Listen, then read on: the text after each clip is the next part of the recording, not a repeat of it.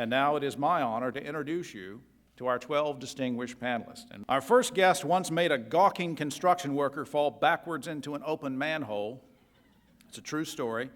It's an understandable problem, though. We haven't been able to take our eyes off of her since she first appeared on The Guiding Light, then romanced, somebody from The Guiding Light is here, then romanced Jimmy Smits in NYPD Blue, took revenge on her boyfriend in Due South, and practiced medicine on Providence. And while she makes her living as an actress, she is here for me tonight, personally, as a continuity gal, because she participated in our first panel nearly 6 years ago, and she can help me stay on point tonight. I just have to watch out for open manholes. From the CBS crime show, CSI New York, give a big welcome to Melina Kanakaredes.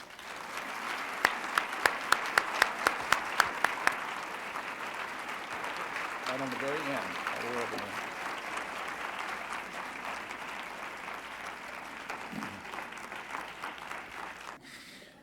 This lady has turned arrogance and sarcasm into a fine art, and she has done it in every medium.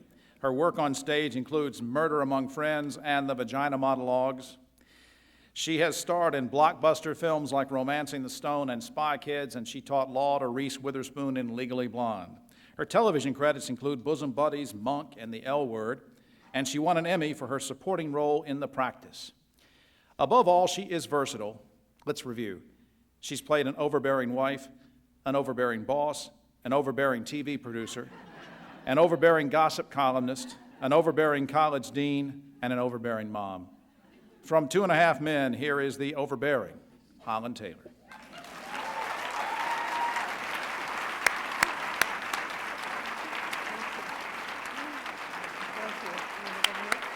Right over there next to Moloney. Right.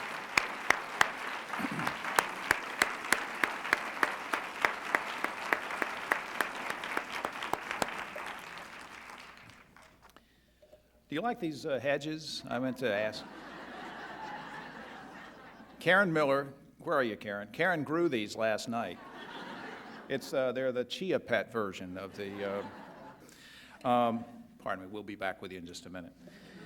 Born in the land of Lincoln, our next guest worked almost 15 years to become an overnight success. She learned her craft well at the Warner Brothers Writers' Workshop and was in constant demand almost from the moment she graduated. She's written or produced for a number of hit shows, including Married with Children, Martin, Drew Carey, and Murphy Brown. She is the creator and executive producer of this brilliant CBS comedy, Still Standing. Let's welcome, won't you, Diane Burroughs.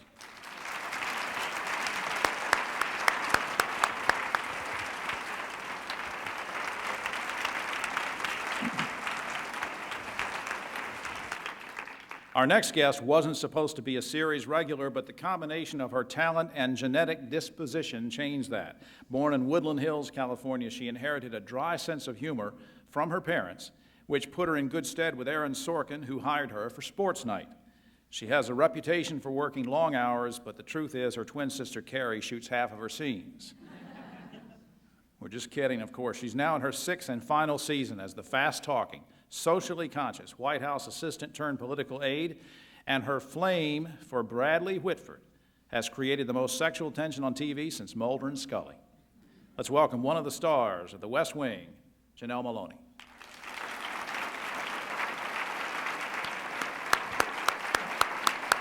Thank you so much.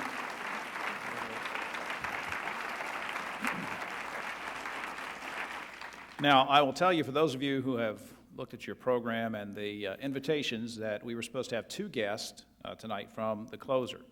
Kira Sedgwick was held up in production at the last minute and cannot be with us. And if you want to blame it on anybody, don't blame it on me.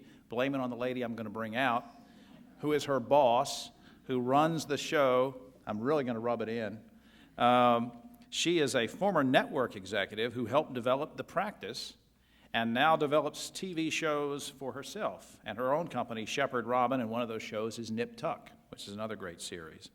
And we are just so proud to have on this stage the producer of The Closer, Ms. Greer Shephard.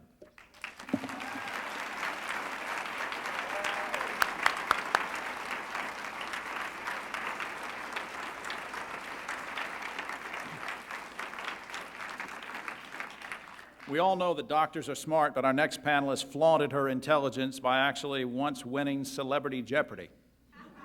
That's true. And just to prove that scrubs can be sexy, she was also named by People magazine as one of the most beautiful people of 2001. Her stage work includes a turn as Stella in Streetcar, and her film work includes Deep Impact.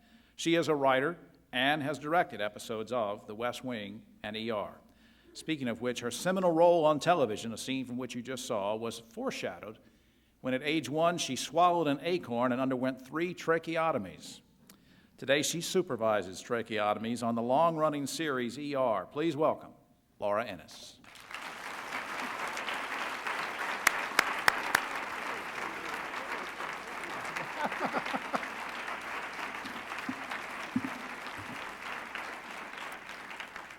Okay, now we were going to introduce CCH Pounder next. She is coming. She got stuck in traffic, and so as soon as she gets here, she will be here, and she apologizes. So we're going to move forward.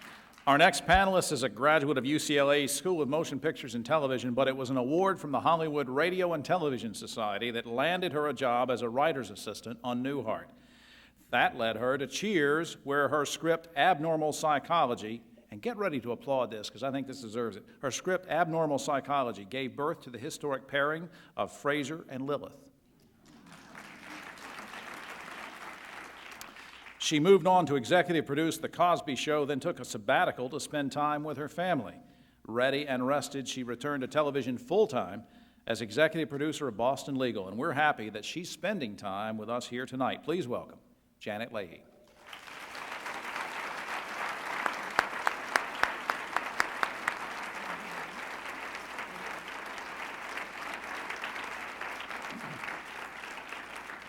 Our next guest was born in Cincinnati, then lived in Texas, Yukon, and at Temple University, giving rise to the rumor that she wasn't interested in acting so much as she just liked college basketball. Her TV and film credits are impressive, having played a gentle warrior on Xena and cameos on Providence and Murder, She Wrote, before landing a regular spot on Pensacola Wings of Gold. Her films include As Good as It Gets, Artificial Intelligence, and Minority Report, in which she played the tormented wife of Tom Cruise. No comment there.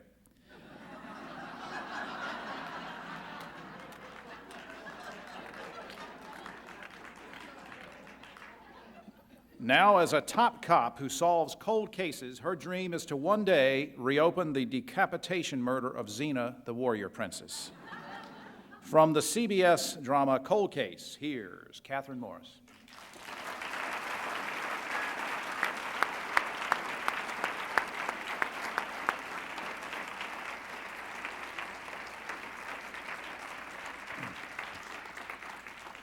Born in Tulsa, Oklahoma, our next guest graduated Juilliard School of Drama. She is no stranger to TV, having appeared in several television movies, but she is best known, of course, for her film work. In Basic Instinct, she had wild sex with Michael Douglas, who then shot her for something Sharon Stone did, which I understand happens a lot in Hollywood. In The Firm, she was married to Tom Cruise, and in Waterworld, she and Kevin Costner did a futuristic Baywatch. She once performed in Chekhov's play Three Sisters, so it's only appropriate that she now stars as one of 3 wives in Big Love. Welcome, won't you, Jeanne Tripplehorn.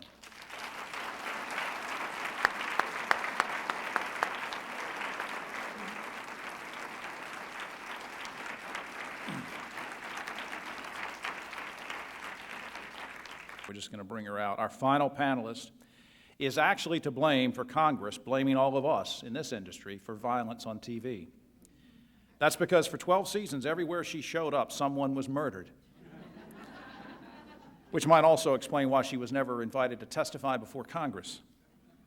She is arguably the most beloved actress of our time, and her body of work is astounding. She has appeared in scores of films such as Gaslight and The Manchurian Candidate, and was the voice of Mrs. Potts in the award-winning animated classic Beauty and the Beast.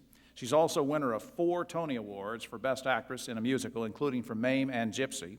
Her work in television began as a game show panelist, which of course prepared her for tonight, and by acting in various live anthology series. She has her own production company and has appeared in a number of TV movies such as Mrs. Santa Claus. But she will forever be known as the novelist turned super sleuth Jessica Fletcher in the CBS series Murder, She Wrote. Please rise and welcome our Hall of Fame member of the Academy, Miss Angela Lansbury.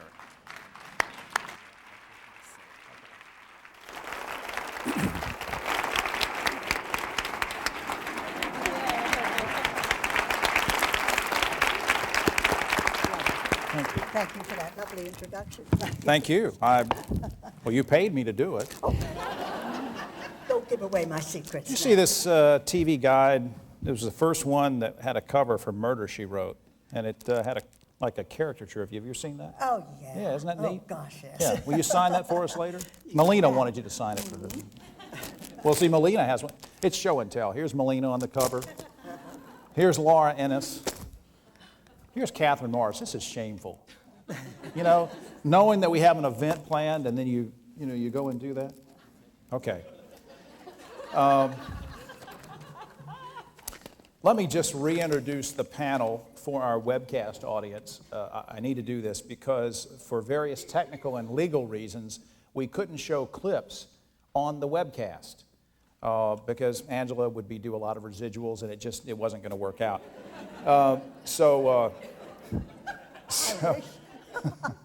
So anyway, seriously, so we're welcoming our webcast of many, many thousands across the globe to view this, and we hope you enjoy the show. You already know the panelists because you saw on the website who we were having, so no need to go down and introduce them again. And before we get started, Kathryn, didn't you have you pulled me aside and you said you wanted to say something about Angela before we started the panel discussion? Yeah. Go ahead.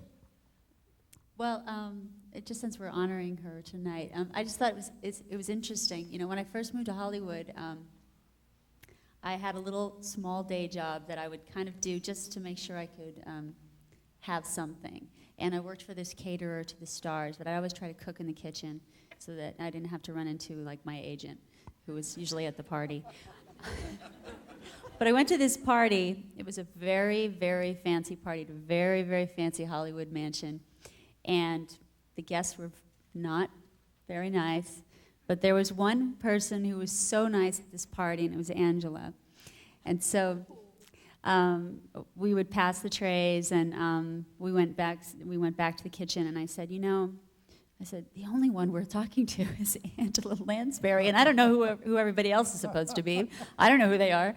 And I was a waitress, at this point. And then about, I think, a year or two later, I got this call, on Murder, She Wrote.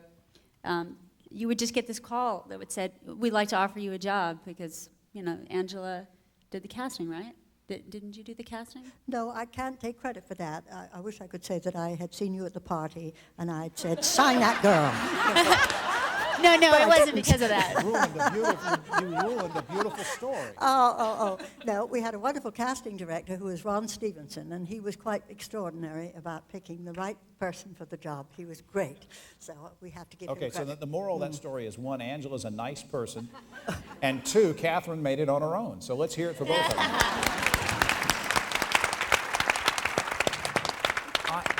The point was, though, was that about a year or two later, Angela was so involved with the level of quality on the show. Right. And so when you got the job, you didn't audition.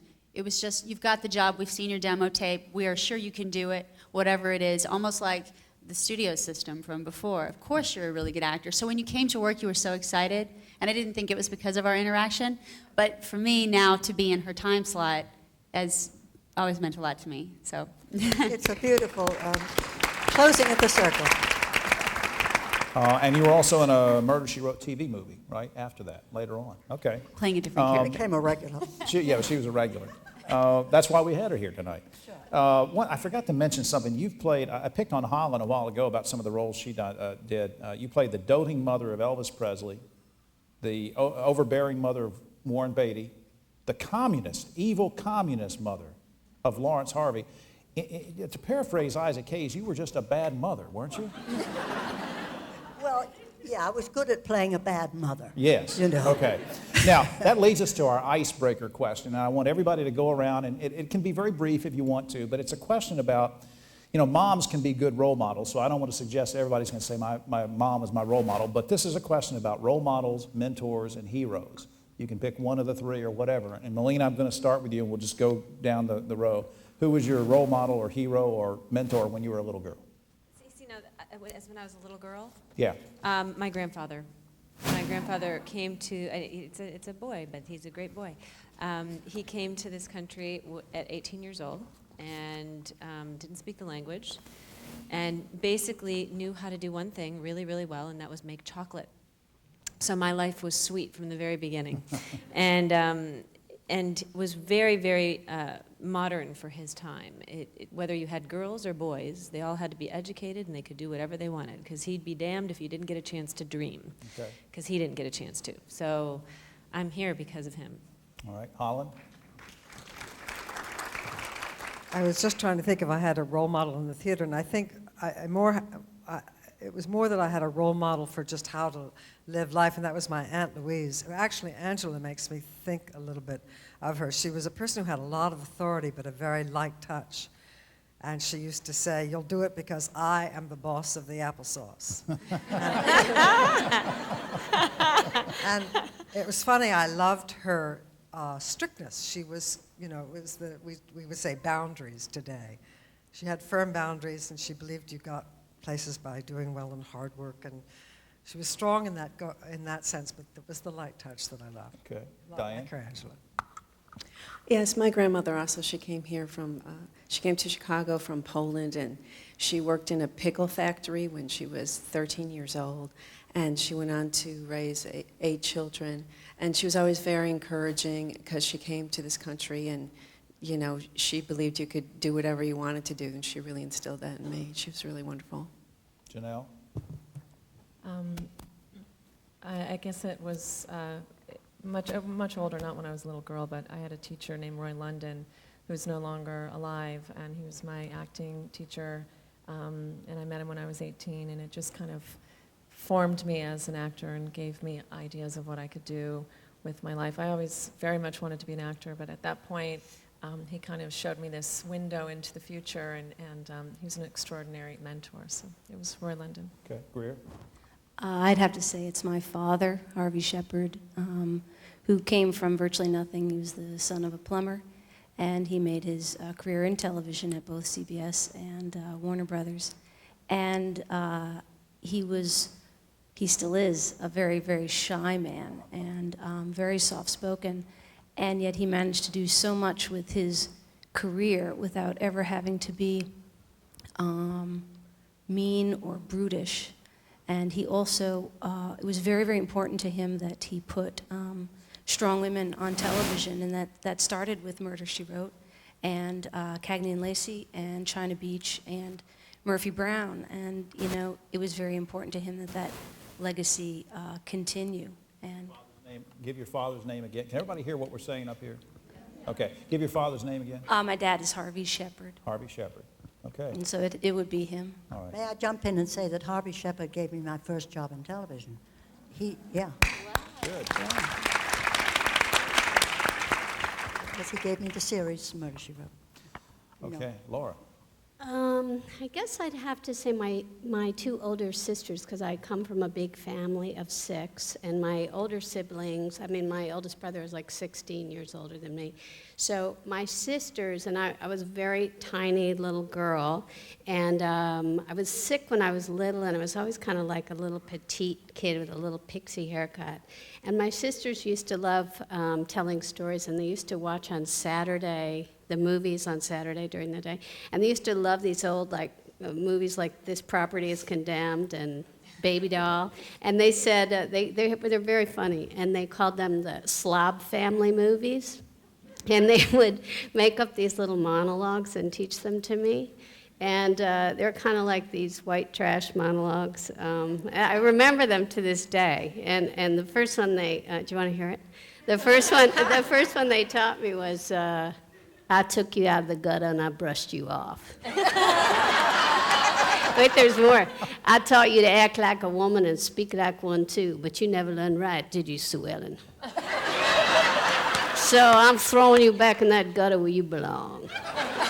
So they would bring me to like family parties, and I was little tiny, and they would say, "Oh, Laura, do your little thing for them. Come on, do your little thing. And I go, and act really shy and cute. And then I go, okay. And then I go, I took you out of the gutter. So they taught me kind of this, they're very funny, and they taught me the element of surprise, like sort of playing the opposite, I guess. It's great, and as someone who is white trash, I thank you for that story. I'm happy to do my part for our people. Janet? Can you hear me? Oh. Personally, it would be my older sister, who was 7 years older than me and just was just as solid as a rock. But I watched far too much television as a child. And like everybody my age, Mary Tyler Moore was it. You wanted to be her, you wanted to be as funny as she was, and then you eventually found out other people wrote her funny stuff, and you wanted to be like them. And so that was it. That and Steve Martin, who was so off the wall, it just created a new form of comedy and it begged you to pay attention to the element of surprise. Okay. We have a surprise in just a second, too. It has to do with that empty chair that we've been waiting for. But Kathryn, very quickly, your role model or mentor or hero. I would say my first manager in Hollywood, I met him on Christmas Eve at a wrap party for my first job. And we were talking for several hours, and then he handed me his card, and he said, I'd like you to call me. I said, oh, what do you do, by the way? You know, it's surprising that conversation would come out so quickly. I mean, so late in the game in Hollywood. And he said, well, you're just really weird, and that's why I want you to call me. He says, I'm gonna teach you how to be an actor. And so he really taught me how to be an actor. He would brush you off and take you out of the gutter and brush you off, and he would run lines with you. And he passed away 7 years ago.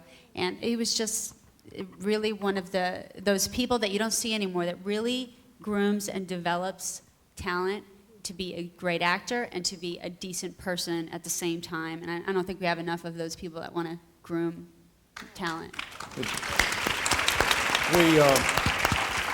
I'm going to ask Jeanne and Angela to. I didn't even ask you if I could call you Angela. Well, that's my name.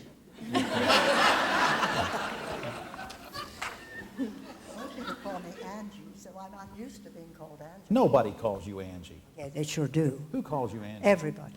Well, I don't. I'm not going to. It's not dignified.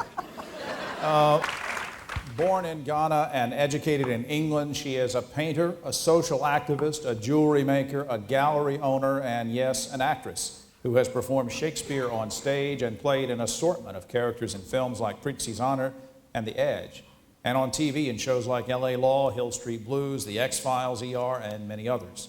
She's also the only woman I know who can kick Michael Chiklis's butt. She is a true humanitarian whose life, like her career, is a work of art. From the groundbreaking FX series, The Shield, please welcome CCH Pounder.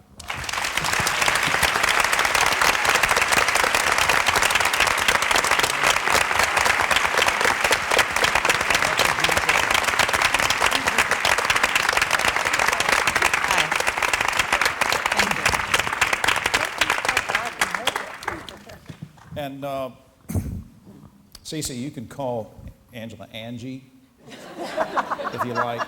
Oh, I don't think so. Yeah. I overheard some people filing in earlier in the audience, and one of the big questions in everybody's minds, I mean, we have all these topics, sexism and ageism and racism, we're going to try to get to later, the big topics. And the big question everybody want to know is, what does CCH stand for? Can you clear that up? Carol Christine Hilaria. Say it one more time. Carol Christine Hilaria. Good West Indian name. Who were you? What names were those? Who were you named after? Carol, Christmas Day. Christine, godmother. Hilaria, grandmother. Okay, there you go. Thank you. Okay, you can only get that kind of information here. But a lot of people do call you just CC. Is that correct? Yes, I just refuse the C. Okay, I understand. But CC, CCH is good. Okay. But C, it can't get any shorter than that. Okay. Now, we're picking up with questions. What are you laughing at? Holland's over there laughing at this. We're picking up with this. Yes, she is. She is. We have a question. Could you hear backstage about the question about role models and mentors and heroes Yes. growing up? Would you answer that since we're now on you? In terms of role models. When you were growing up, who was your hero or mentor or role model? Well, unfortunately, you don't know anybody. Stella Curran was my elocution teacher, who said to me, would I like to change my accent? And at that time, I sounded like, well, no, why should I change my accent? There's nothing wrong with it. And she said, good girl, there's nothing wrong with it. She was one of the people who, I mean, my accent changed just by the incident of living in another country for a long time, but it set up a sense of who I was, just as a kid, who I was, and not sort of wanting to be like Johnny or Jane or something like that. Jeanne. I would say it was the two women who raised me, my mother and my grandmother, and my father wasn't around so much when I was younger, and my aunt likes to refer to me as being very spirited. It did take a village to raise me, and they were so they were really as open and supportive, and whatever I wanted to pursue, they were behind me 100%, and they would tell me whatever I wanted to do, you know, in the future, I could do it if I set my mind to it. They were just incredibly strong women. Oklahoma, my grandmother grew up in Dewey, Oklahoma, town of, I don't know, 500 people, maybe less. How many people grew up in a small town? Show of hands. Well, Tulsa's not. Okay. Well, Tulsa's not that small. No, not anymore. Okay. Angela, role model or hero or mentor when you were growing up? Two people I think had a tremendous kind of impact on my life as a child. One was my grandfather, who was a very much larger-than-life character. He was a politician, and he was a man who, when he entered our house as our grandfather, he would give us the equivalent of 50 cents, and which was immediately big in our thinking, because that meant we had pocket money to go to the movies. But the point was that he was a great speech maker, and as a child I was taken to hear him speak. He spoke in the Albert Hall in London, which was an enormous space. You probably have been there, you know it. And he was a great labor leader, and he could rally the crowds because his heart was in the right place. He cared about his fellow men, probably more than anybody I remember in my childhood, except possibly my father, who was his son. However, his ability to get the crowd, his charisma, was so extraordinary that I used to go home and sort of practice making speeches, you know. And it was one of the things that brought me out of myself, because I was absolutely a very shy child, very shy. I hung onto my mother's skirt kind of thing. I was that kind of a child. So I give him credit for bringing me out of myself and allowing me to, by doing imitations of him. And my sister and I used to do these imitations of talking about such as better public lavatories in Leicester Square. And so we had this whole thing going, and we'd entertain the entire family with it. It had nothing to do with what he was talking about. He was talking about the betterment of men and man, you know. However, that was the thing that really started me on my way. All right. We're going to shift gears, and there's no ground rules to this, but I do want to tell the panelists, every single question, I don't want to put everybody on the spot and feel like, oh yeah, I have to answer that question. There will be a few that I'm going to direct to a few people. For example, this question, I want it to at least be a producer's question. If anybody else wants to say anything, that's fine. But I want Janet and Diane and Greer to take a shot at this. Melina will remember 6 years ago when we did this part one sort of to women in drama then. I asked a question about healthy role models for teenage girls and the influence of television on young women. And I cited a Harvard University study back then, which took a study of Fiji island girls who had perfect body weight, very healthy, no health problems. They introduced American television by satellite for the first time ever to the control group. And within 4 years, 65% of those girls were dieting and 15% were vomiting in order to lose weight. When asked why, they said it was because they wanted to emulate women on American television. More recently, a study at the University of Florida revealed that young girls are more afraid of becoming fat than they are of cancer, nuclear war, or losing their parents. So the questions, Janet, Diane, and Greer, do you as producers have a responsibility to present healthy images of women? Janet? Well, the obvious answer is yes. To say no would get me in a little trouble, wouldn't it? But actually, I'd like those facts that you have, because we are doing an episode next season about that very issue. As a television viewer, I actually couldn't watch some television because the women were so thin, it would make me sick. I literally could not turn that on. So yes, that I believe, and that's just, the anorexia thing is just one of the issues. I consulted for a couple of years, the last couple of years ago, on Gilmore Girls, which I think are two extremely good role models for women and girls growing up. Rory, the young girl, was she was pretty, but she was, more importantly, she was smart, she was sharp, she was funny, she was good-natured. And a lot of feedback we got was mothers would watch that show with their daughters religiously. And it was one of the only, pretty much one of the only shows I'd ever hear that mothers and daughters would watch that show together. Diane, let's jump over to you, Diane Burroughs. Yes, well, we had 2 children, females, in our cast, and I was always extremely aware of, to not have too much makeup on them, not glam them up so much, and to, the show took place in Chicago, so that they would look like normal kids. I was constantly asking for instance, less makeup and a less made-up look, so that they would look realer, because I was extremely conscious of that issue. Okay, Greer. Well, Nip Tuck was a response, a cautionary tale response to what we consider to be sort of atrocities in the culture. It really is designed to be a commentary on the epidemic of self-loathing in this country. Yeah, not to interrupt, but I think the latest figures were something like 11,000, and this was this year alone, 11,000 girls under the age of 18 had breast implants. It's appalling.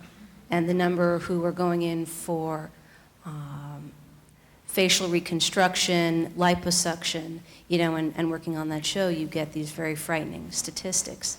And the message, subversive as it is, that we wanted to communicate is that this is not the means towards greater happiness or greater acceptance. The change has to be internal and not external. So more so than actors and writers, I guess the 3 of you are saying that you really do need to take responsibility for this kind of image making, right? Okay. Does anybody else want to jump in on that before we move on? Yes, ma'am. I'm interested to know if indeed you can set the bar in these areas, or are there outside influences that will prevail upon you to go against your better judgment in these areas? Well, I think you set the bar on the types of stories that you want to tell also. And if you stay away from those kinds of issues, or you just hit them head on, I think, through storytelling you can deal with a lot of things. And I know even on our show we dealt with teen depression, for instance. The elder daughter was going through depression, and her parents didn't want to face it because they thought it reflected poorly on them. And then at the end of the episode, they did decide to get her some help. And I think you can tell those kinds of stories, and we did it in a humorous way, but you can go a little bit deeper sometimes. I will also say it helps a lot having many more female network executives in place now. What Jim was saying about the bias against female leads at the networks, I was at the network, and that was very much the case. I think it's changed over the past decade in large part because many women are now in decision-making positions. So you don't have to fight to have female leads. And in fact, I would say one of the selling points of The Closer was that we had a female lead who was approaching 40, who was, for a female character to not be a mother or to not have not work in a profession that was maternal by nature is a real departure. And she is unmarried, she has no children, she has a sex life, she's very screwed up, and nobody blinked. And that sets up, and again, in terms of healthy images, whether or not she has some vices, pardon expression, she sets her own kind of imagery, and that's okay too. Yeah. See, I'm sorry. Yeah. I was going Melina? to say, as an actress too, I mean, I think things have gotten much, much better. I had both my children when I was on Providence, and we didn't play that the character was pregnant. And I gained 40 pounds, you know? And I had 2 healthy, beautiful kids, and it didn't change our ratings. In fact, more people watched the show. They loved the show. They watched it with their moms, and they thought about their family. It was a very unapologetically sweet show. And again, I don't think that it was something that was looked upon as ugly or gross or weird or indifferent. I mean, people just, they ignored it. We did the Austin Powers shots, and the tables went by, and you know, the belly was covered. I poured juice like this, you know, really hot. But I think things have gotten better because there are many, many lead actresses in television today having children. You know, Mariska Hargitay has just left her show, and everybody's working around it, and I think that's a huge, huge movement forwards for all of us as working women in this field. And you're speaking now, I mean, I know words in your mouth. One, that it's good imagery for women to know that you can gain weight and be pregnant, and 2, you're saying that it's good because you're saying something about balancing work and family. Yes, I mean, it's you know, you were saying how difficult it was to get women leads on television. I mean, I think we've moved so far forward that we're not only getting women leads, but we're allowing them to have, you know, their families and be good role models in the sense of, you can do this, you can be a good parent, and you can have a job that inspires you, or that's something you dream of doing, and still do them both, not belittling one or the other, not making, you know, you can, and they allow you to, which is great. I want to come back to that balancing family and work in just a second, but Cece, you actually, somebody told me that the role you're playing in The Shield was supposed to be for a man originally. Is that true? And if so, how did you buck the system and reverse that? Well, it's actually not unusual because almost all the roles that I've ever done were originally written for men. It was the only way I could get my foot in that door. And one of the things that happens usually is that there is some man within the script that has no wife, no children, no attachments. Why can't he be me? And so with The Shield, the only slight difference was that I had worked with the director, Clark Johnson, before on an exquisite film called Boycott. I said to him, Clark, I don't care what you're doing next. Please, could I work with you again? And he was gracious enough to call and say, well, the next show is for 7 guys and a blonde. And I went, okay, no problem, next time. And my agent said, you said that? You, the one who always has them, you know, why can't you be one of those guys? And I was sort of like, well, because Clark said. And she continued something that I had started, thank goodness, and opened the door. And I think in the beginning, because Clark knew me, that they saw me as a courtesy, a kindness. Sure, come on over, Cece. Yeah. So it was myself and many, many men, some of whom I wanted their autographs. And it was very exciting. And I went, and I think because you're sort of in a fearless position where you know there's no way in hell, I might as well just do my whole thing. And I did the whole thing. And then I think they sent me to network as a kind of, we've thrown in a girl, you know, just to see. And I think then I realized that, boy, you could really do this, and it happened. Yeah. I don't know, I don't want to belabor the point about work and home, but there used to be this double standard, maybe there still is, that if a man in Hollywood, an actor, producer, whoever, worked long hours and didn't spend much time with his family, he was considered to be a good provider. If a woman producer or an actress, a female writer, spent long hours at work and didn't spend that much time with her family, she was said to be neglecting her family. Is this something that we've overcome now? We turned the corner on that? I know that, and I'm looking, Janet's shaking her head, I'm looking at Janet. Those of you may not know that Janet Leahy at Boston Public took time off, just got out of it for a while to be with her family. Not right? Exactly, actually. Well, you did some part-time work or something? Yeah, for about 11, 12 years, I consulted 2 to 3 days a week. So what do you want to say on about a show? Well, I think it's extremely personal. When I had my first child, the deal I made with my husband was, I will have the baby, you'll stay home and raise him. And that's the only way. I was so afraid to actually have a baby. But once I had that baby, I could never leave the child. I just couldn't do it. So it's that sort of personal, biological thing. But for all those years, I had an agent mad at me every single year, saying, you have to go back, you have to go back.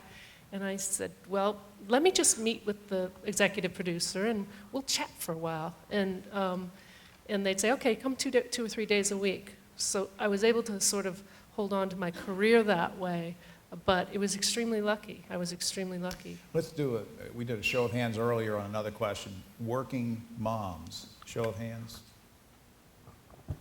Okay. Jeanne, comment on any of this? I didn't work for the first, I would say, I mean, I took very small jobs for the first 2.5 years. And then I was ready to go back to work, but I wanted to find something that was perfect and that, you know, fit my schedule. And Big Love came along, and it filmed in Santa Clarita and had a big cast. And I mean, I just felt like the luckiest woman in town. And I was proud to be a working mother. I thought, oh, I'm a real working mother. I go to work, I come back, and I'm not a, I don't know, it's so difficult being an actor. I find personally, you have to pry me out of my house when I get a job, especially if I have to travel and I have to go to a faraway country or whatever. You're literally prying me out the door. I'm not a good gypsy that way. So this was perfect. It's like you said, it's a very personal. Right. It's a very personal experience. But I love being a working mom. I love it. I just got word that for the whole program up to this point, the sexist audio lady has cut me out entirely. They have just handed me a microphone that actually works, so none of my, well, we've had great answers, we just haven't had any questions. So for the web audience, we want to thank you for hanging in there, and I think you've probably enjoyed hearing the answers. Laura, anybody else want to jump in on the work versus family, or anybody else?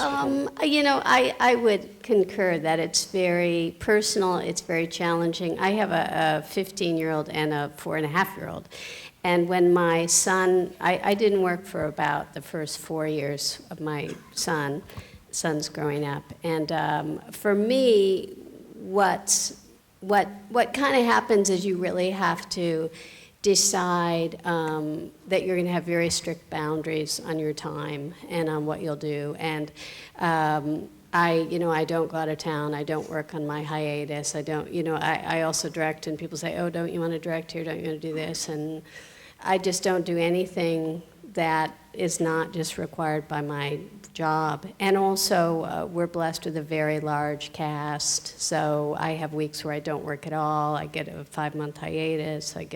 So I do get a lot of time off, but I do think there is a little bit of a even unconscious attitude about men who are working all the time, and nobody ever thinks about the time they're spending away from their kids. But as a woman, you feel it so deeply. You know, if you have a long day, you're just on the phone like, what's going on? Did he do his homework? You know, and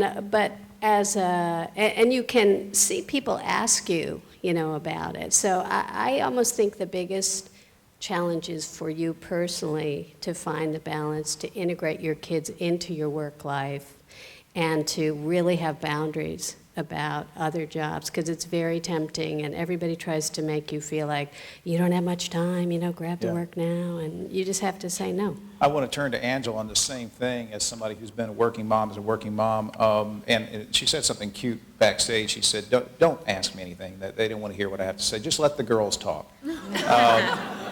And I just... I suddenly put up my hand when you talked about working mothers, and I'm sort of going back like 40 years, you know.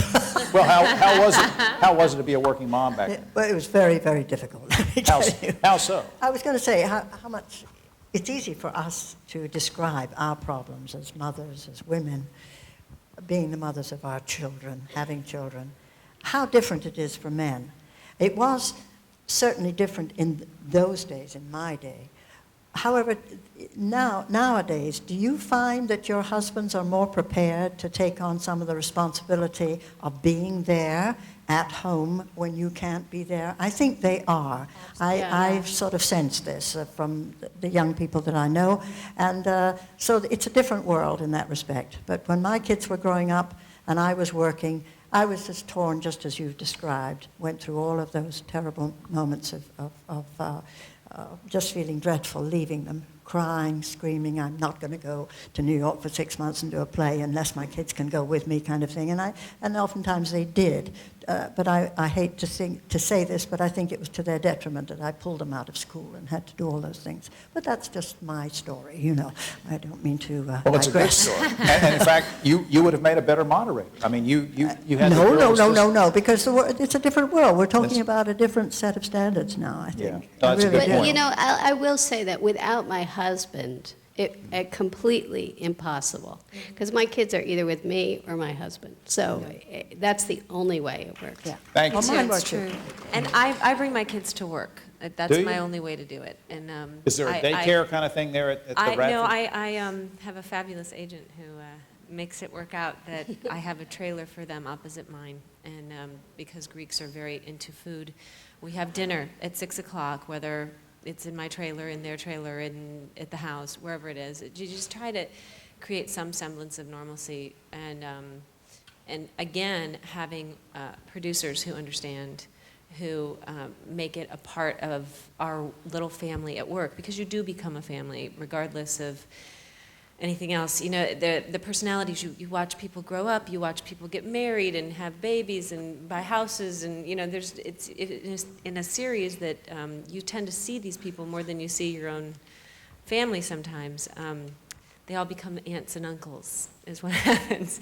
But it's kind of a nice thing too, because I think as much time as you can spend with your kids, at least for me, it rejuvenates me. It gives me the opportunity, it gives them an opportunity to see that, you know, mommy does something that, you know, she really loves, and it makes her happy and makes her a better mom, I think. Maybe this is a good point to mention that we're almost over the month of March, but March is Women's History Month, and it was designated for that, and I looked this up a couple nights ago. It was designated because back in March of 1857, a group of female garment workers in New York assembled to protest poor pay and poor working conditions.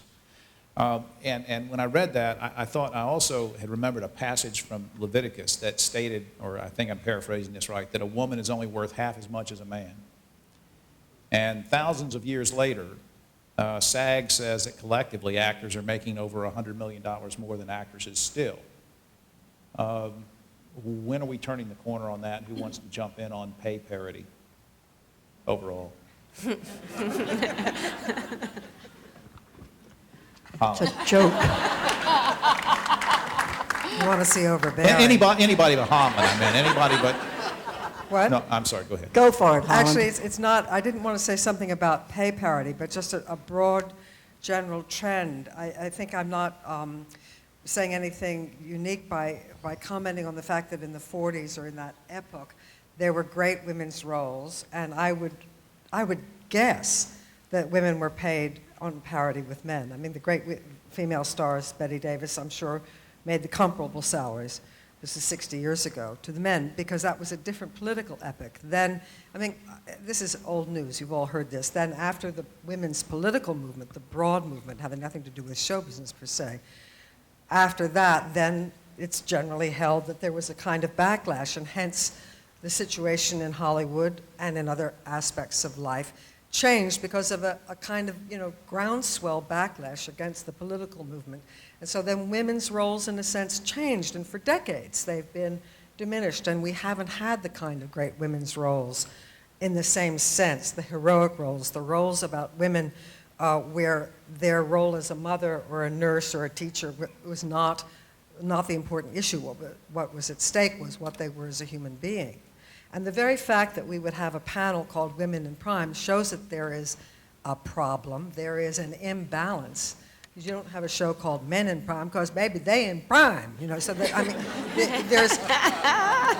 there is an imbalance, which is part of the natural flow of things and which will slowly correct itself. and over decades. And I think that the way it is correcting is producers, directors, and writers, those ranks are being filled more and more with women. And they will do the hiring, the casting, the writing, the creating, and then women's roles will come into their natural 50-50 balance that reflects humanity.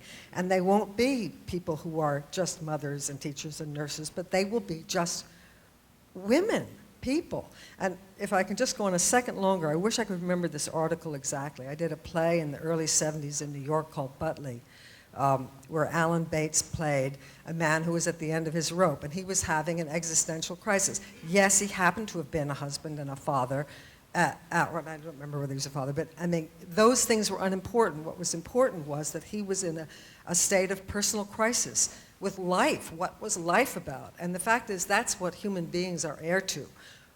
You know, it's not our roles in life, it's our role as a human being that is critical and should be the subject of many stories, as well as our roles in a lesser sense of mothers and wives and so forth and so on. And I think that is what's going to come back. When I did this play, the New York Times wrote just not the review, but just an article about the play, and it said, could there be a play about Mrs. Butley?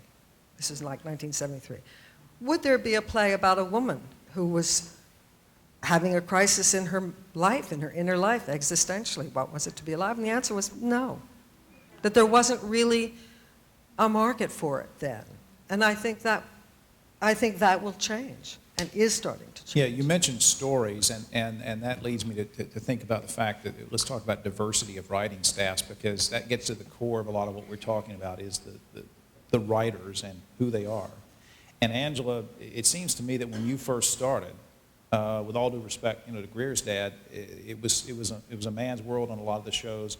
I think all the early Murders, She Wrote were written by men, and you were sort of vocal back then about the fact that you thought that men didn't always write for women the way they could. Did you make any progress as the years went on in the series? You did 12 seasons. Did that get better? Did you begin to get women writers? We never had women writers. Isn't that incredible? No, we never did. I wanted to have women writers, but for reasons which are too long-winded to go into, after all, I was in name the executive producer for a very short span of time. My brother was the story editor, thank goodness, because at least he knew what I was wanting to achieve in the way of helping Jessica to grow out of Cabot Cove and at least put her foot in the larger pond and get out and into the world and to be a more interesting woman and to interact with more interesting people.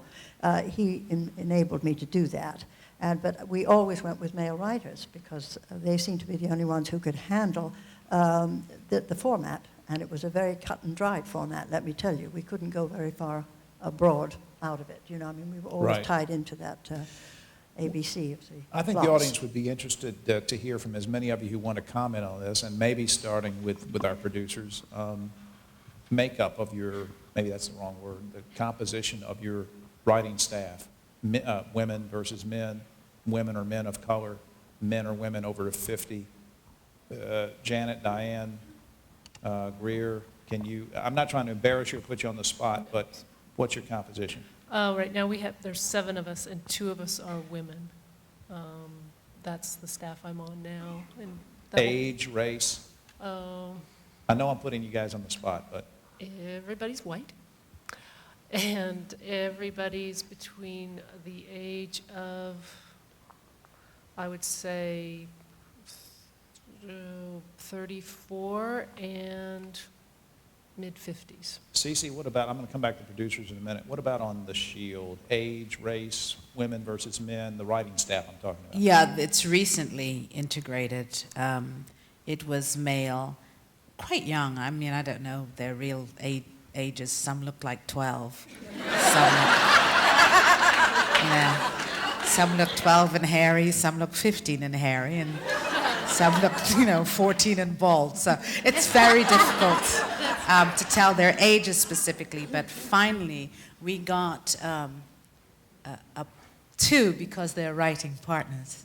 so they came as a package. And Ages of writers? I would say everybody's sort of that 30, 40 So hump. nobody over 50? No. Diane I'm or looking now. Diane or Greer? Yes, I had writers over 50. And, I created the show with Joey Gutierrez, who is a Hispanic. And it was very important to me when we were assembling our staff that it be half and half, because I really truly wanted the show, both the male and female leads, to have equal weight in the stories. And if Bill Miller was an idiot, then Judy Miller could be just as big of an idiot. You know what I mean? I feel it was really important to keep her strong and sexy and very flawed, because that would make her funny. And not just be the finger-waving wife with her hand on her hip while her husband acts like a dope. I wanted her to be hip, and she was into rock music, and she flashed a band at a concert, and she did some inappropriate things, even though she was a good mother at the end of the day. But our staff was, it was pretty much half male, half female. Half male, half female. And you do have a writer over 50, so congratulations on that. Speaking as a white trash over 50, I want to thank you. Greer? Nip Tuck, there are 3 women out of 7. One is over 50, one's over 60. Good. Nip Tuck, I'm sorry, the closer, there are 2 of us in 7. And the maximum age on that show is 50. I just want to say in a fascinating just way. A second. Can anybody hear what I'm saying? This is my 3rd mic of the evening. Really, I mean, I was asked before, you know what I was asked before I walked on here? The very last question I was asked, somebody backstage and said, why is a man moderating this? Because I wanted to meet Angela Lansbury. Now get off my back. Now, but thanks for this one. Can I just Jeanne? add something about that writing just Yes, before please. you run off?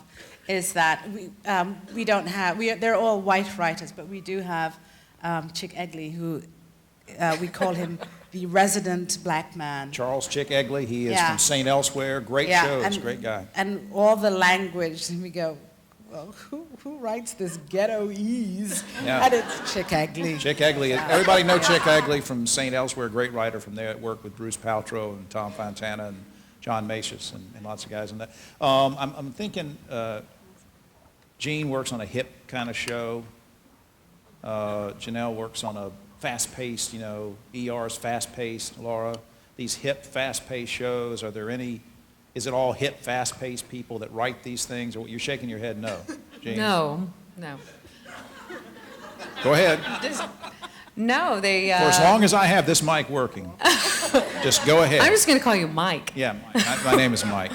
No, we had, I want to say 50% women.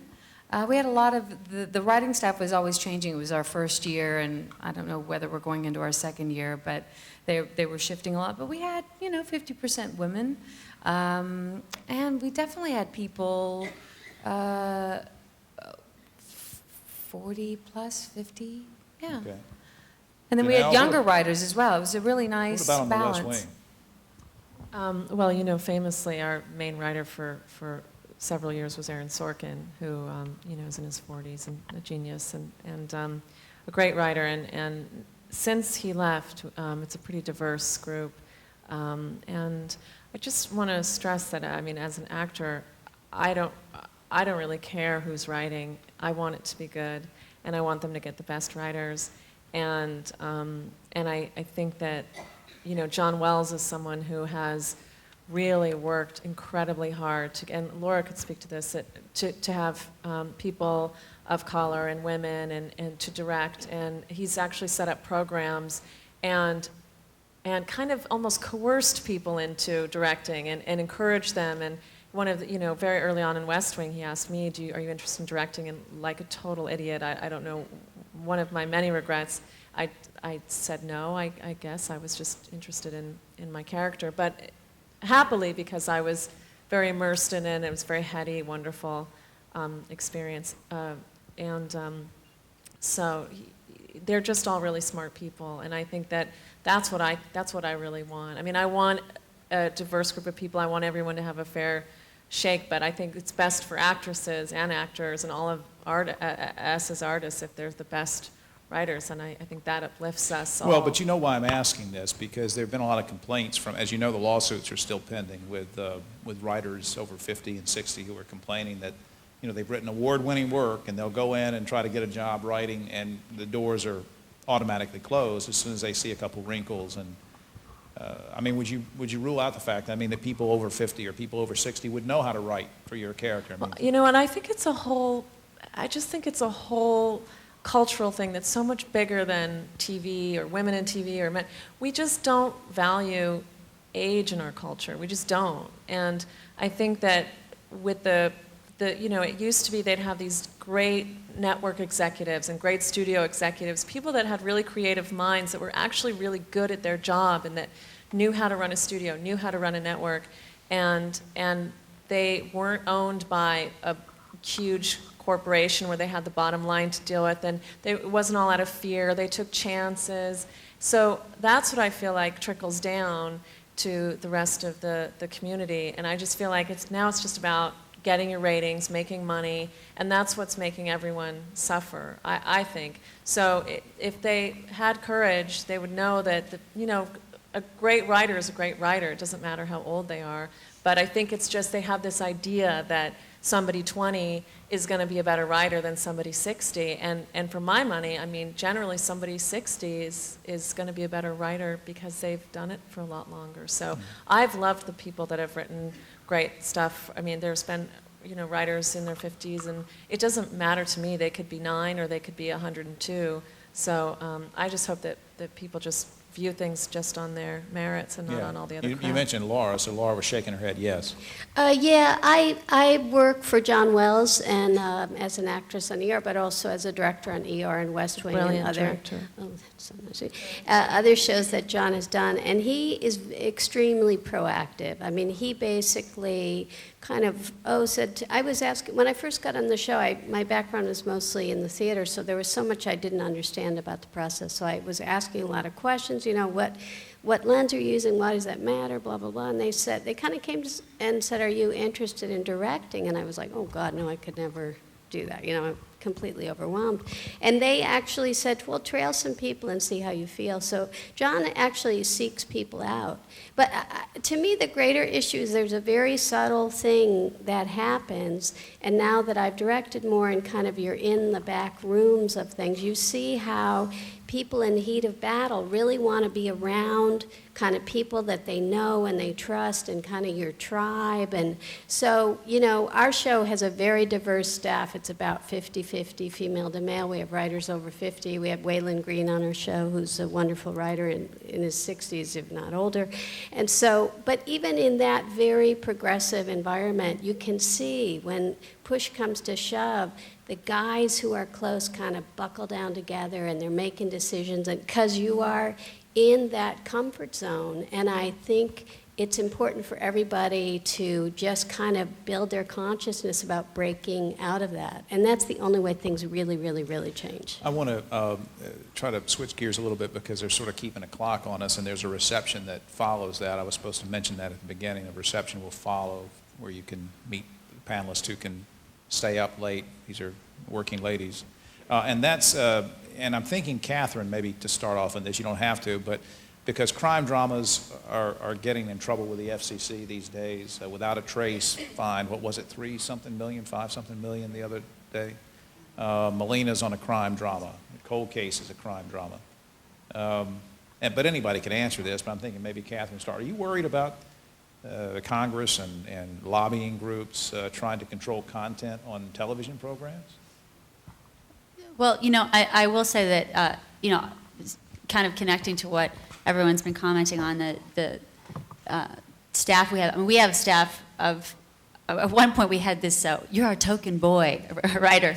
We had all women writers from, you know, every different nationality and background, and from 25 to 55, and we had one boy, and they would just make fun of him and say, "Oh, you're our boy toy," and you know. Then we, you know, there was a lot of testosterone. You know, no matter, we only had one guy. There was a lot of testosterone women have got from all they've women. got a lot of, you know, but but it's funny because because of the time Wait, travel. but since you told a story in Angela, did you know in her book, No. Angela actually said that, she said, people accuse me of having balls. Didn't you say that? I never said. You did say that. Now, Angie, You've been reading. What have you been reading that I haven't? well, it was I've bad read it. material. I read bad material. Oh, really? No, I'm Obviously. sorry. Go ahead and finish, because we were picking up with the writers. Speaking of balls, I Yeah. will say that it is very funny. I mean, as the lead of my show, it is funny because, sometimes, 20 episodes in, everybody needs to decide to leave their cell phone on during the close-ups. And, you got an 18-year-old actor who's matching somebody who's 50, and we found him in a grocery store because we've got to do the flashback thing. And this kid's got to cry, and he's never cried before, and But I will say, I know that this kid's got one take. That's all we've got. And I will say that sometimes I'll say, all right, let's all just shut the hell up, turn off the cell phones, you can plan your weekend later, we're going to let this guy do the work, And I will say that I feel like there is always a bit of a different sort of opinion. I can feel like, oh, she's really a bitch, Yeah. But if one of the guys said it, that there would be like, oh, wow, he's really assertive, he really knows, what's really important. I mean, I know don't what really you're have saying. that problem on my set, but I always know that I can always feel that there's a bit of like, that's not really appropriate. But, I know they respect me for it. But there are a few times where I have noticed that it would be very different if a guy put his foot down Well, like yeah, that. and I know you're tying in the whole thing about, composition of writing staff and strong women who are on your staff. And Joan Collins said the same thing you did, that a tough man is never called a bastard, but a tough woman is called a bitch, and that was one of her famous sayings. But going back to this censorship thing, since the writers are responsible for the material, I want to hear very quickly from you and Melina, since you're on crime dramas. Does this stuff about Without a Trace worry you, that you can have these fines hanging over your head at any given week? I had a situation where right after we finished last season, I was called in for jury duty. And I went down and, they had this, of course, I got picked for the room with the murder case. I had just finished 24 episodes. I was ready to kill myself. And they're in there, we're doing voir dire, and there's, 100 people, or whatever, 60 people. And you have a number for a reason. I don't know how many of you have done jury duty before, but there's a number to protect yourself. The murderer, the suspected murderer, or the accused murderer, alleged murderer, is sitting right there while they're doing voir dire. So he turns around, he's looking at everybody that's being questioned, and I'm sitting in my seat going, oh, Jesus, God, please, I hope nobody says anything. And sure enough, the judge, hey, perfect segue for my speech. This is not CSI, it's a real courtroom. And CSI lady, I don't want you to think this is your TV show. And I'm like, holy shit. Now I'm so I'm not allowed to say that. You were taping this now. I'm not, can I have a little sidebar with you for a minute?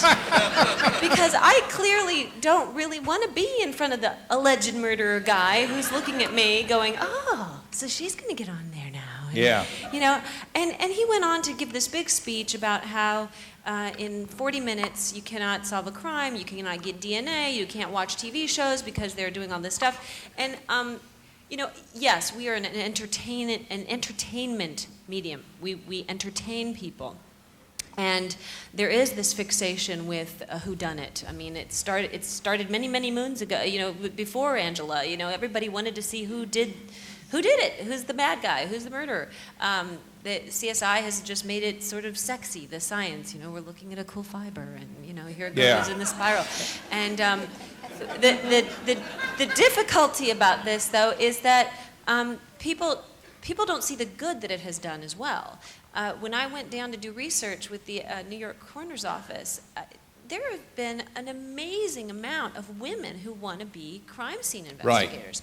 Right. They have floods now of applications. I didn't grow up to say, God, I want to find out, I want to look at dead bodies and investigate them and find out. When you So while you're doing that and making an impression and making a difference, there are people out there who actually monitor your show and monitor and your show. Criticizing and saying, criticizing. okay, you're teaching people how to kill people, Oh, and, yeah.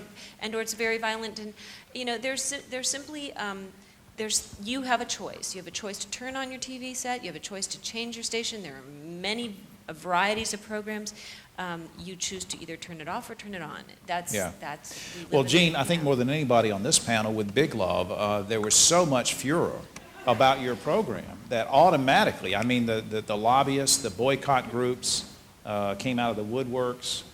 Did that, I don't want to make this melodramatic, but I mean, did it frighten you in any way? You're trying to get this series off the ground, and now you know these fines are being levied, although cable is exempt for now, but that could change. But what were your thoughts?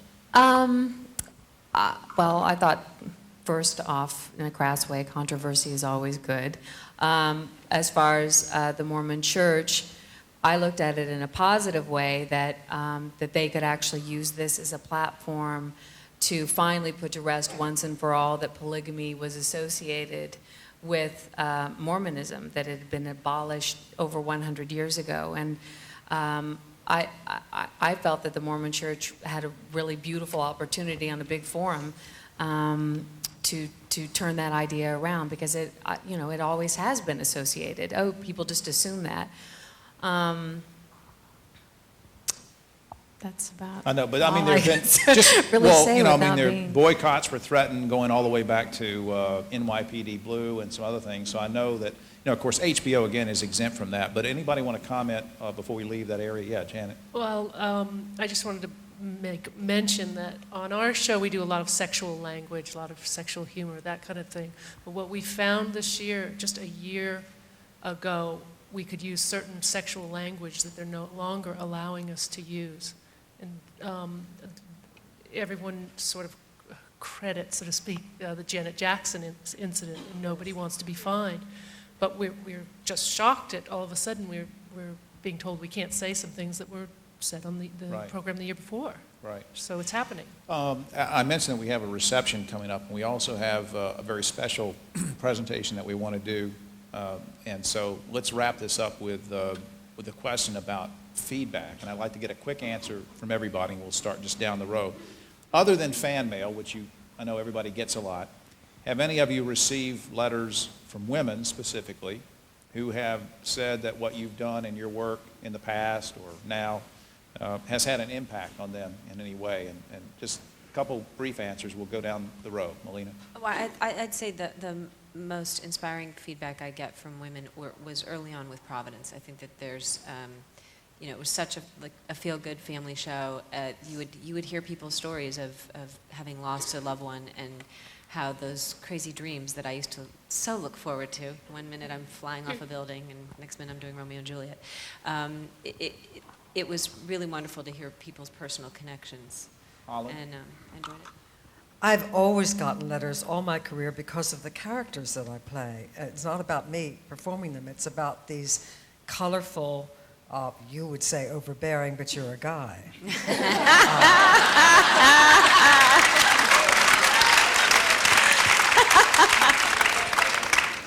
It's actually thrilling to me. It's that I play a lot of women about whom you might say they were the boss of the applesauce. And people love it, and particularly young women like it, but guys too. I mean, just colorful people. What fun. And so it's been a privilege to me to just play characters that people just enjoyed so much because they were juicy. So lucky me. Diane, your show is so relatively new. Maybe the question doesn't apply. I don't know as far as your show getting letters, because you deal with so many funny themes, and this is more of a serious question. But do you want to jump in or pass? Or I mostly just hear from women who say, thank you for showing a mother who's, really flawed and sometimes does really selfish things, because I either think about doing that or sometimes I do it, and, just more of that type of thing than any. I don't get a lot of, you've changed my life or anything like that, but thanks for making me laugh when I was tired. Right. Janel, as we saw, and we've talked about, your character has really grown on the series. Was the fan mail, not fan mail, any letters from women that said that you inspired them or you had an impact on their lives? Has that sort of changed? Has your role changed? Yeah, it's one of the great things. And by the way, it's sort of interesting today that just this morning I did my very last scene of West Wing. We ended tomorrow. We end tomorrow, but so I shot my last scene. And you know, Donna is just the greatest character, and I think Aaron established this really wonderful character, and I think people have responded to her from the very beginning, and just so much, with so much goodwill coming toward me, and I think the combination of vulnerability and intelligence and a little bit of a wacky, offbeat sense of humor, but young women have always really admired this character, and so many people say to me, I'm Donna, you know, and I just get such a kick out of that. And they might look very different from me and be a completely different age, and it resonates with them. So I Sure. couldn't be happier today. Before Greer answers, Janet, if any role comes up, I just want to let you know that. You're available? Yeah, You're available. she's available. We want to network a little bit. Me? Yeah, I Yeah. am officially unemployed. Okay. Greer? I didn't get so much feedback as just stalking when I was doing Nip Tuck. I was plied with alcohol. From Nip Tuck, you're saying from the Nip Yeah, Tuck people show. wanted to know who the carver was, and there was a very small group of people, you know, who knew that. So it was more frightening, what I experienced. But I will say on the closer, I've gotten actually a lot of feedback from a lot of friends of my parents, my mother's friends, who are just so delighted that there's somebody from the South on the air, and somebody who doesn't denigrate the South, but rather sort of, you know, shows Southern women in a respectful light. Sure. And it's also, I think that, you know, television can tend to forget people, viewers who are 50 plus. You know, they're no longer seen as valuable. They've never apparently been seen as valuable by advertisers. And I think there are a lot of people who seem to be grateful that there's a show out there for them. Laura, this question, I guess, is going to seem a little convoluted for you because your character plays someone. I mean, you in real life are neither A, as Barney Fife would say, you're neither A, a lesbian, or two, disabled. And so whether it's A or B or one or two, I mean, here you are playing two things that you're not in real life. So what kind of mail would you have received from women who said that you had an impact on their lives? A lot. Well, it's interesting because ER, first of all, had a definite impact on enrollment for women to medical school and choosing emergency department specialties. I mean, that's been documented and all that because they've always done a great job of having strong female characters and women as doctors and authority figures. But certainly the character's disability, I receive a lot of mail about that, and that's been wonderful. I mean, that's the most underrepresented group in our culture and the most marginalized. And several years ago, the character came out as a lesbian, and that's also elicited a huge response from people. And, you know, I get a lot of letters still from kids who are coming out and people who say, you inspired me to come out, and how do I talk to my parents? And, I mean, television is a very, very powerful medium for the good. And I think that our show has always done that well, as do so many shows these days. Yeah. And now, you know, I feel like now I'm a middle-aged woman, so another marginalized group in the culture. But, you know, that's a great part of the job. Janet? We get a lot of feedback from certain issues or stories we're doing. We did an episode about the morning after pill, and there's a lot of appreciative women responding about that. We got a lot of feedback from teachers because we did an episode of the just sort of everyday oppressiveness there is in being a teacher and not being allowed to teach anymore with certain testing issues and that kind of thing. And also, Candace Bergen has a lovely romance this year with Tom Selleck, and I think people appreciate that. It's sort of loveliness, and so, yeah. Okay. Kathryn? Well, you know, I remember when I read the script for Cold Case, I thought, what an incredible character. Whoever plays this, I hope she doesn't screw it up, because if they do, it'll be really outdated. So when we all sat down and met the producers and I said that. I said, you know, this is really what I think, you know, could be really something special. And we all just said yes, because it's really was a character that's more representing what's going on right now in the world. Like you were talking about the executives, or we have a lot more women executives. And so the way we approached, Lily Rush and the whole, with working with the cops, we weren't going to do this outdated, like, oh, let's see if she can take it like the guys. We really just, it was really like, we have respect with each other, we do this well. And I remember when we started doing the pilot, and I started doing a lot of ride-alongs with this Philadelphia detective on which my character's based. He said to me, his name's Tim Bass, he said, I love your character, he's from Philly, he says, because it's like all the feelings that you have, I feel those feelings, but I'm not allowed to show them because I'm supposed to be, a cop. But I feel the way that your character feels. But I would allow you to be my partner because I would know that people would would talk to you. But I'm not allowed to show my emotions the way a woman does. And to me, that was just, I never really looked at it quite like that. It was just a huge awakening for me. Yeah, the same question for our last three ladies, Cece and Jeanne and Angela.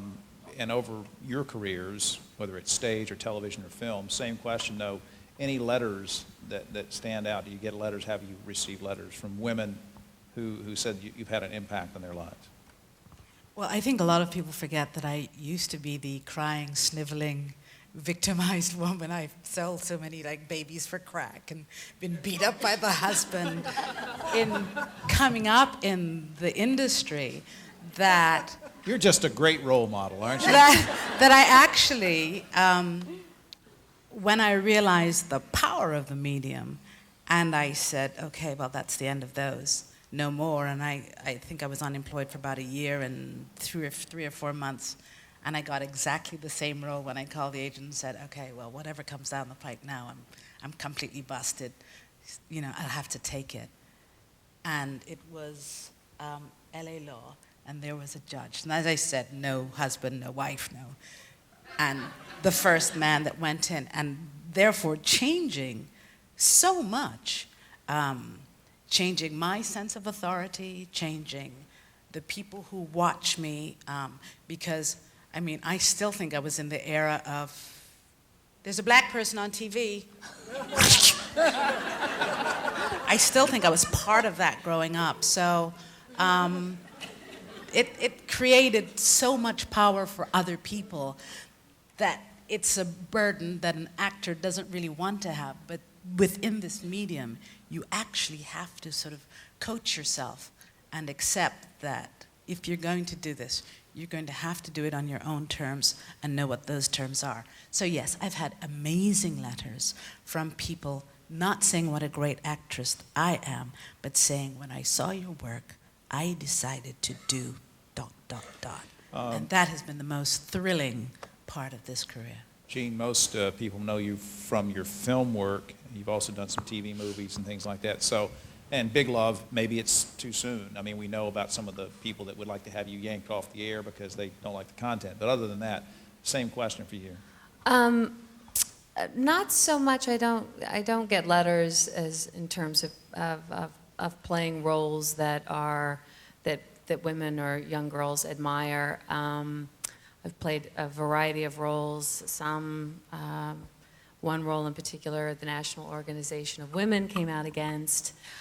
So I've had my share of hate mail, but I don't look at it as. I'm an actor. I'm an artist, and I play roles of great strength, and I play roles with women who show great weakness and aren't the most noble of characters, and those can sometimes be more fun than most. So I've had lovely letters from young actors and who write me from an acting standpoint, just, but certainly nothing really of a heroic nature. Did you get the one I wrote? Yes. No, I expect. Angela wrote this book a few years back called Positive Moves, My Personal Plan for Fitness and Well-Being, and I'm tying this into this question, and you can still get this book. She also has a great biography that's out too. I'm sure that, and I'm not going to put words in your mouth, but this was probably inspiring for a lot of women when you did it. So let's take that in conjunction with the question about maybe letters you've received that where some woman has said you've had an impact on. Yeah, well, absolutely. I think that because I've had so many careers, and I've had some wonderful feedback from the theater roles I've played and also from the movie roles I've played. Some not so interesting, not as far as feedback is concerned, like Manchurian Candidate. You know, took me years to live down that role. However, But a great role. just to make you feel better, Brilliant. I started Murder, She Wrote when I was 59 years old, coming up to 60. And I got into television because I felt that I really hadn't made any real money in the years that I'd been in the theater and movies. And the time had come for annuity, you know. We do think about these things. And so I got into television, thank God. But the point was that I was lucky enough to fall into an extraordinary role, a role model for women of my age. Now, women had never been represented in the way that Jessica Fletcher approached her middle age. And for the first time, women really counted for something. But the interesting thing was, it wasn't just women that I heard from, it was also men. Middle-aged men and older men adored Jessica Fletcher. They absolutely did, and to this day they do. And it was so interesting to me that not only women, but men did, but women used me, and the mail I got was just astronomical. And I still get it. It's quite extraordinary, because women just took a bead out of my fan, and they decided that they were going to be like Jessica Fletcher. They became writers. They pulled themselves together. They lost weight, thanks to this little book, which I embarked on in 1987. And they became absolutely fascinated by what was possible for women of our age to attain at that time in their lives, along with me. So my feedback was just tremendous, just playing that role.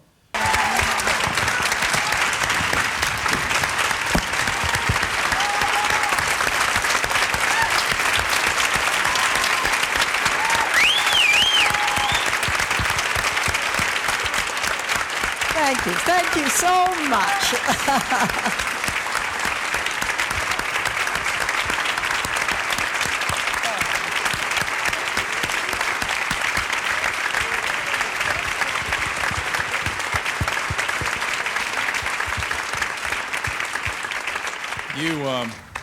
You do good work, and we'll call you. We have a special presentation we want to make, and we're going to bring somebody special up to do it in just a second. I want to tell you that when I was courting this girl one time, I wasn't getting anywhere, and which I know doesn't. Melina's saying, "Yeah, I know, I can imagine that."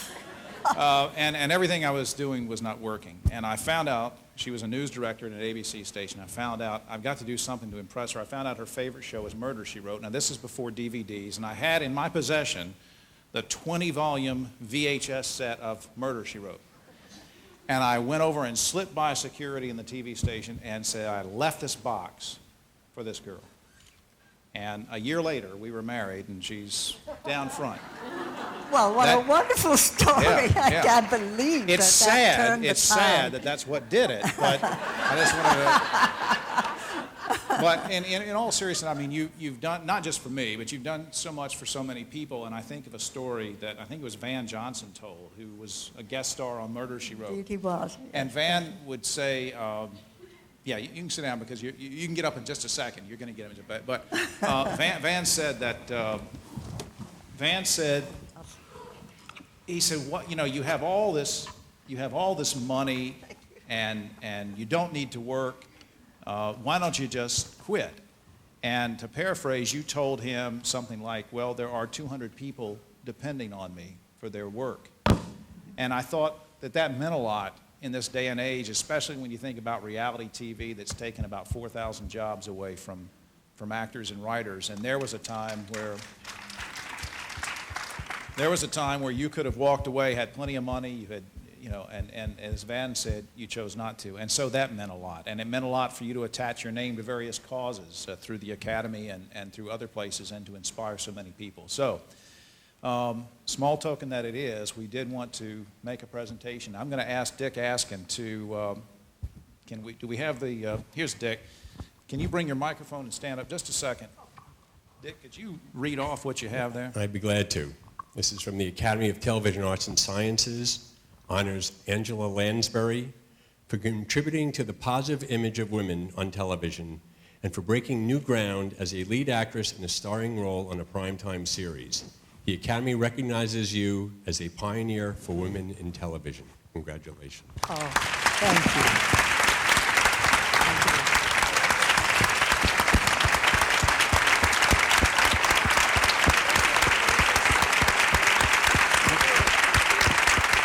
This is so wonderful.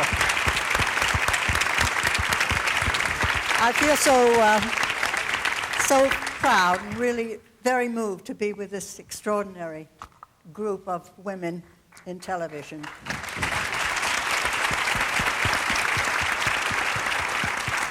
It wasn't always this way, and for me to still be able to be here on this platform with them gives me tremendous pleasure.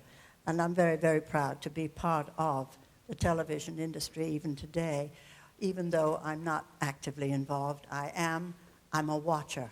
I watch all of you, and I get the greatest pleasure out of seeing the work that women are doing now in television, backstage, on camera, doing everything that in the past they didn't get a chance to do. You're doing it now.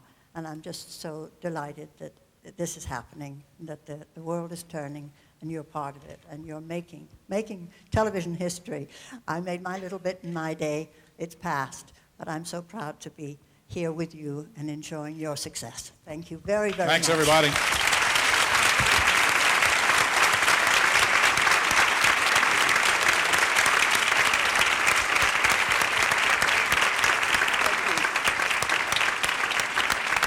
And thanks to you, Jim. So thank you all for coming tonight. First of all, I'd like to thank the panel for their tremendous input. And also for Jim for being the only man here and is able to hold his own. And there's a reception afterwards, so please join us, and thank you all for coming.